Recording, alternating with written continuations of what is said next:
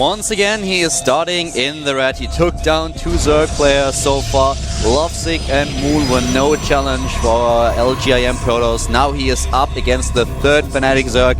This is, of course, Protoss player called LGIM Yonghwa. Super weird pylon placement, by the way. Like, incredibly weird. Well, we might actually see him start with a Forge nonetheless. We've seen this a couple of times, that a few Protoss players will try to hide the Forge in the main base to make sure that their opponents cannot scout the upgrades. Yeah. But now we have the opponent on screen. Starting to the bottom left, it's the 3rd Zerg player for Team Fnatic. This is the one and only Fnatic late call, Pure. There's a lot of places to cannon on this map as well, so if he goes for that Forge first, then he could potentially get another free win, if you will, but I don't think that Yo is going to allow him to do that. And it looks like so far, since he has not started his Forge, he will be going for Nexus first. This pylon placement allows him a lot of extra minerals, and notice he didn't even send a Probe Scout either. This means he's got so many more resources, and he can actually drop his Nexus down here on 16. If he wants to, he may grab that 17th probe first. In fact, he does, but there's the Nexus. The thing is, guys, that the last time that those two met was actually in the last GSTL season, and Bial was able to take down Yonghwa, Seed, Happy, and Nasty. A little bit crazy if you think about it. Yes. He was so successful in the last GSTL season against LGIM that they were really scared. This was something that they didn't account for. And now they know. They know what's coming, and they know that this is one of the guys that they have to pay special attention to. Right now, Yonghwa is doing exactly what we talked about earlier. With a pile in the main base, he chooses to place down the Forge next to his mineral line because he wants to hide his upgrades. He wants to keep the Zerg player in the dark. As a Zerg, it's your responsibility to scout what's going on. You want to take those 3 bases and you want to spot what exactly the Protoss player is doing. And one of the essential elements of scouting what's going on is to have a closer look to the Forge. You want to know, is there an upgrade happening? But if the Forge is not part of the wall-in, this is so much harder. So this is the thought process between Yonghwa's building placement here. And I can't really wait for this game because, as already pointed out, Yonghwa was the first opponent that Bial beat in the last team match when the two teams collided. And they were in a dire position just as they are now. Yeah. Fnatic, that is. So see if he can repeat history here. History does have a tendency of repeating itself, as they say. Double gas, as well as a second gateway just to make a thinner choke point. Those go down, they'll likely cancel that now and start the core, and he does. Gotta be careful that Overlord actually eating some cannon fire to make sure that that does not get taken out too soon. He does actually spot the Forge in the main base, and he will be able to scout whether or not the +1 is taken right away. But you know, that's not the only reason to have the Forge in the main like this. It also gives you, like we mentioned earlier, the faster Nexus because you have more minerals. You don't have to walk all the way down to the natural. Another reason also is that with the Forge not being part of your wall-in, it's very safe against, for example, a Roach Snipe. Yeah. If your opponent is starting with a very Zergling and Roach-heavy composition in the early mid-game, you can always try to just poke a little bit at your wall, take down a building, and usually the first thing that you want to kill is the Forge to make sure that the Protoss player can't really use all these upgrades. And, you know, he does take out that probe, but more importantly, the Overlord left before +1 starts, so he doesn't actually know if he's researching +1 or not. I guess that he will probably fly in later again to have yeah, he absolutely needs to, because this is such critical information. He also does not have an Overlord. Okay, he just moved it back into position. You can see the gas is at the 3rd base, or at the... I'm trying to talk about the 3rd assimilator. You can see that with his Overlord. It's on that little pedestal over there. And Fast Robotics actually comes out for Yonghwa. I love that he's shown different and unique builds every single game. That's something that really throws Zerg players off. And just having 2 wins already, playing the same matchup 3 times in a row, but showing a different style every single game is something that makes you a really strong and scary opponent. And he places the pylon, as we have seen, to the right side immediately because he knows that the Overlord is there. Yes, this Overlord will most likely be able to get the scouting information, but if he really moves in order to do this, then he has a good chance of actually losing his Overlord. The Overlord moves back already. Did he spot the Forge spinning, though? I think he actually did not see it. I don't think he saw it, and, you know, more importantly, he didn't see the robotics, and that's the tech that he really wants to know about, very, very much so right now. Warp Prism comes out here. He's not going to know about the likely sentry drop we're about to see. This can be quite scary, and he's just, with that pylon that you talked about earlier, he's got that earlier advance warning that allows him to stop the Overlord from coming in and seeing the robotics. Just such great play here. Younghwa is a safe player. That's what we talked about before he was even chosen here, is that he loves to play defensively, play for the late game. He showed aggressive play already because he saw opportunities and went for them, but I gotta say, I'm really happy with his play so far in this series. And now we have the Warp Prism on the move with a few sentries with the Stalker. And at the same time, the Twilight Council is nearly done. Bial, on the other hand, tagging to Lair, nearly completed. He already has his Roach Warren, which is halfway done. Can he hold this attack, though? He just barely misses the scout with the Ling on the Warp Prism. He doesn't see it. He is preparing for DTs and air units. With those two Spore Crawlers, he does not know what's going on. He has no idea, man. +1 is done. There's going to be so many units hitting so fast here in an attack that's slightly delayed, but as a result, very surprising. He's basically only making Lings right now, and this is going to be so hard to deal with +1 Zealots being warped and 4 additional ones. And here are the force fields, and now the Zealots, there will be a lot of them. He can wait for the next round of Warpins, and then he will have more and more Zealots with +1 attack. This is going to be so dangerous for Bial. More force fields being placed down. Is Younghwa a genius or what, man?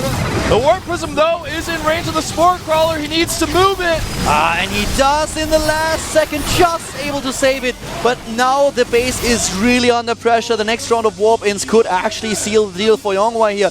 And Bial has a huge problem on his hands. He's getting Roaches right now. He's trying to make it work. Running in with the Lings right now, taking down the sentries. And at the same time, the third is definitely going to die. Yeah, he focuses it down. He's trying to decide if he wants to warp in more units. He decides no. He's going to pick up some Zealots and get out. The damage definitely has been done here. Yeah.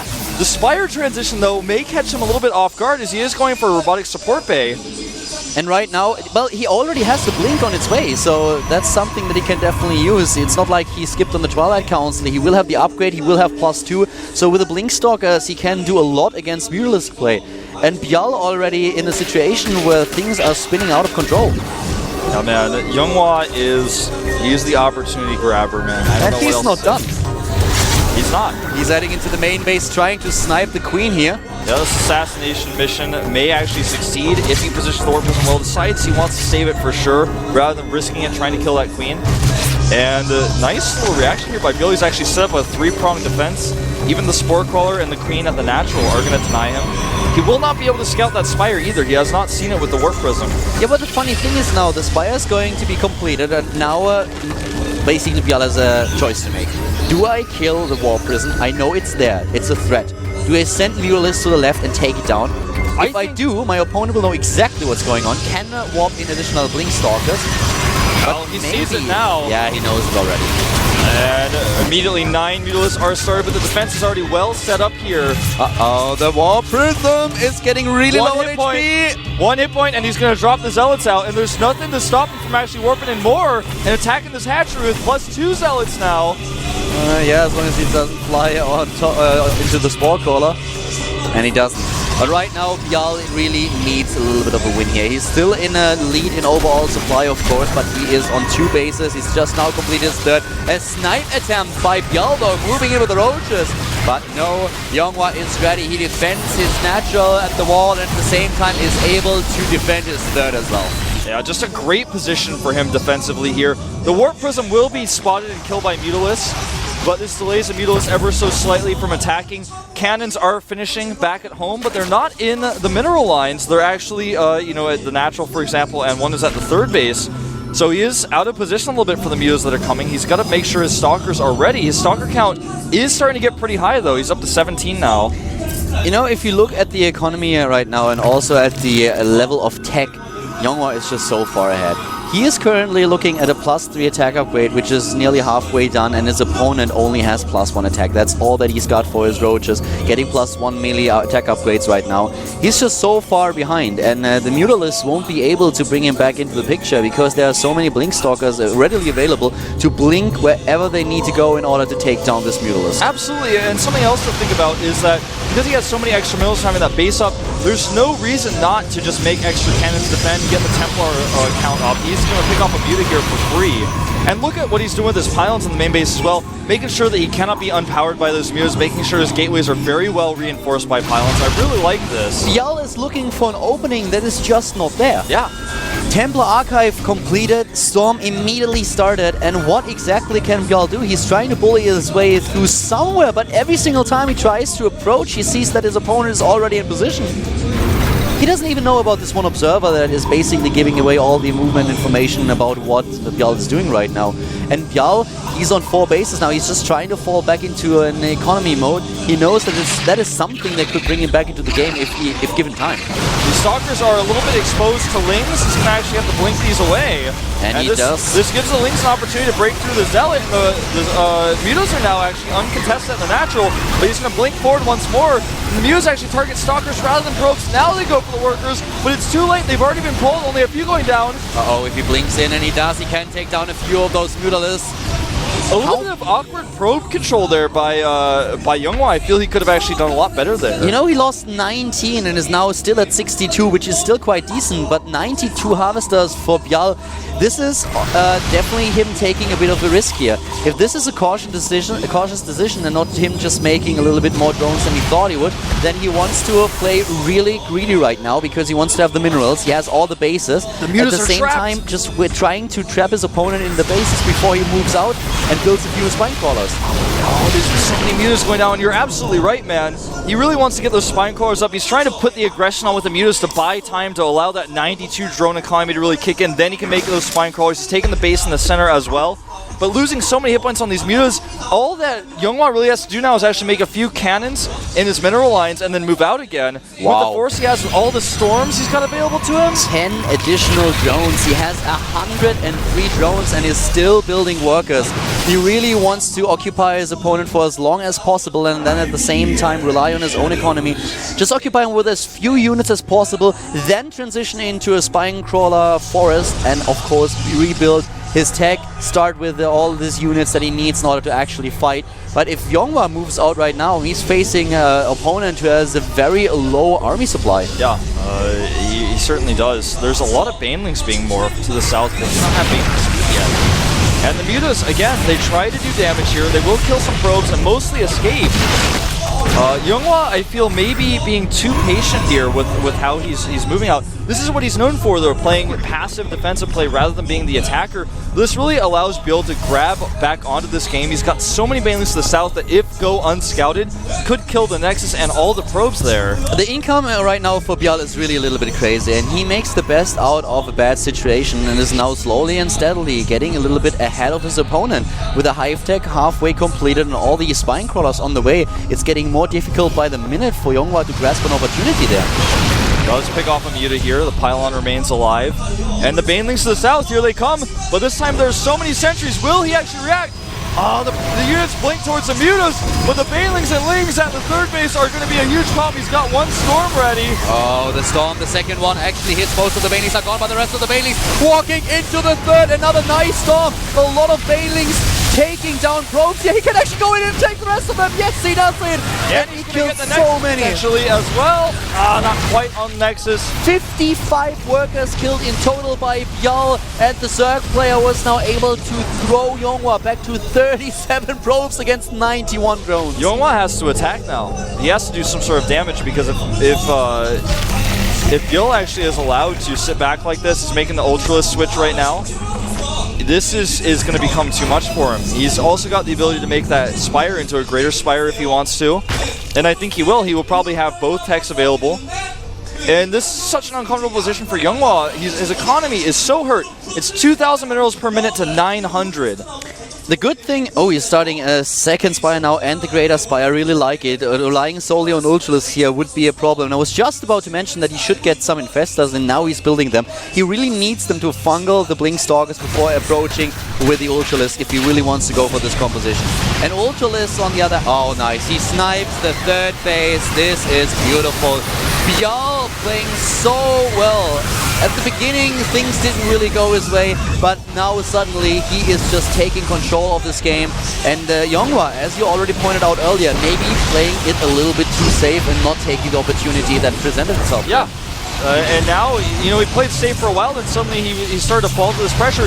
He turns around yet again. He has to realize the situation he's in economically is a catastrophe. This is like the Great Depression of Yonghwa right now because he's got no money in the bank. He just spent all of it on 4 more High Templar and 4 more Stalkers. Now he's got such limited income, he has to attack now. And even though there are Banelings here, he's still going to have to do it. He's going to have to use good storms. Pay attention to your infestors, Bjal. The Spine Cross, of course, a huge problem for Yonghwa here. He's trying to move in. The Ultralisks are done, though, with nice fungals, and the Ultralisk can take down a lot here, and he can also make sure that those Banelings will be able to connect, because force fields are just not an issue if you have Ultralisks in your composition. Absolutely not, and here come the Ultralisks. But the force fields are good on the other side. Now the Ultras are going to fall so quickly without support. Oh, finally the infestors are coming in. They need to fungal. They do indeed, and he's losing a lot of units here. Yonghwa looking strong. He may blink forward, and he does, right onto the Watchtower. The Colossus and the Archons doing so much damage. It's so hard for the Ultras to pass here. Oh, this is not looking good for Bjal. He's waiting for those Banelings. Here come the infestors again. Most of them are already dead. Zerglings are coming in at 2. The Banelings do not want to hit Archons, though, and this is such a great position for Yonghwa. He takes out the base. He's got so many Stalkers here with +3. He's going to get these drones as well. The army supply is better for the LGIM player. Yes, he does not have the same economy as his opponent, but with the army that he has, he can potentially end the game. He's moving in here. Still 30 additional army supply. Moving in with all these Stalkers, new Banelings, new Ultras, new Zerglings being built by the Fnatic player. But he has to GG. Yeah. And, you know, there were 10 Spine Cars, but they weren't in the right place. You know, can this guy be beaten today, man? That's the question. Do you know what decided this game? It was the only thing that really made sure that Yonghwa won were those force fields in the last engagement that completely just shut down the aggression by the infestors and Banelings. It was only Ultralisks attacking, and he didn't really realize that the rest of his support units couldn't close the distance in order to get those fungals in. The Ultralisks just tried to chase down Blinkstalkers, which is never a good idea. All the Ultralisks died, and then suddenly the rest of his infestors and Banelings were stormed. The unit control in the last engagement by Yonghwa won him this game. And the Ultralisks were just not quite able to connect and do the damage. When those force fields went down to the south side of the army, that's where the Banelings wanted to connect, and the Ultras came in from the west, and that's where there were no force fields to break. Yeah. And then when the second wave of Ultras came in, they weren't able to connect. They were bumping into the Spine Crawler. He took out so many of those Banelings while they were morphing, and then the ones that did finish hit Archons. You know how many Banelings it takes to kill an Archon? Yeah. A lot. A few. You always, if you go for a composition like this, you always want the Ultralisks in your main army, so as soon as your opponent starts with the force fields, the Ultralisks, being massive units, can break the force fields down. And he just fought with only Ultralisks because of the great force fields of Yonghwa, and so Yonghwa could just pick those armies one at a time, and that was exactly the best situation for him possible. Yeah. Even with the Spinecrawler wall, he could break through. And guys, this attack was basically a desperation move. It was the only thing that he could do. He was in a position where his economy was completely in terror. There was nothing that he could do anymore. It was like, okay, I have 35 harvesters. My base just died. I have 2 mining bases left. I need to do something. I need to attack. My opponent is on 5 bases as we speak. If I don't kill him now, it's over. Exactly. And he killed him. Yeah, he just destroyed him. Dismantling those force fields were everything. If he misses those force fields, actually, Bill easily holds and then has an insane economy plus the army lead with the Ultras coming out rallied to continue the attacks. Just great aggression by him, though. He actually took an early deficit, as we talked about, then used the Mutalisks aggressively as well as Lings to keep pushing his opponent back while he made a ton of drones. Big risk, but high reward, and he was able to crawl back in. But Yonghwa, at the end of the day, he's got 3 wins now. What's Fnatic going to do now? For a second, I was actually really scared for LGIM. I was like, this is the curse of Bjal, actually. This is once again, this is exactly the same situation that we had the last time. Look at Alive, man. Look at those bouncing legs, man. I think he's going to come out. Yeah, I think that's definitely going to happen. There it is. It is time for Alive. Let's see if the Terran player can do what the Zergs could not. It is Yonghwa against Alive, our 4th game of the day. And now there is there's no Zerg player left for Fnatic, and with Alive now in the booth, the last choice has to be awesome. Yeah, it has to be. And, you know, if Alive loses here, yeah, Oz might be able to take a PvP, but I don't know, man. This is a scary position for Fnatic right now. Alive, we said Bill needed a win, but if Alive doesn't win here, not only is he going to be down, but I think the Fnatic team is not going to be alive. Their chances are going to look pretty dead. This is a very important match. Now, the map is still yet unknown. I don't know who's what choice of map Alive will pick.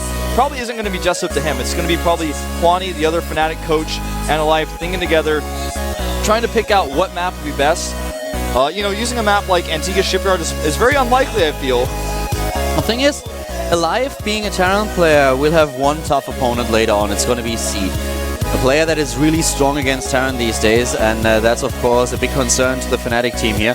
But before we head into our next match, we are once again having a 5-minute break. After we are back, we will have Yonghwa against Live in the 4th game between LGIM and Fnatic here at the GSTL.